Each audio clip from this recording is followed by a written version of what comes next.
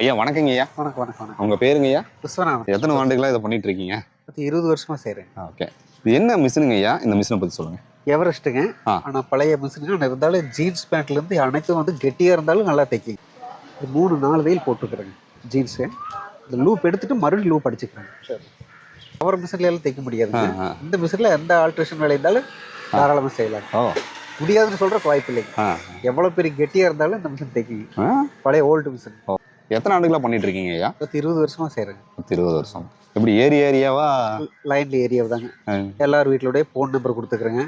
எடுத்து வச்சுட்டு நிறைய இருந்தால் கூப்பிடுவாங்க. 1-2 இருந்தாக்கா நான் இருக்கிற இடத்துல ஃபோன் பண்ணி வந்து டீச்சிங் பண்ணிட்டு போயிடுவேன். எப்படி தள்ளிட்டே போகணுங்களா? ஆமாங்க. எவ்வளோ சார்ஜ் பண்ணுவீங்க ஐயா? மினிமம் 20 ரூபாங்க. 20 ரூபா. 20 ரூபா. அதுக்கு மேலே தான் கொஞ்சம் ஆல்ட்ரு பொறுத்துங்க. பேண்ட் ஜிப்பெல்லாம் வச்சு 50 ரூபாங்க.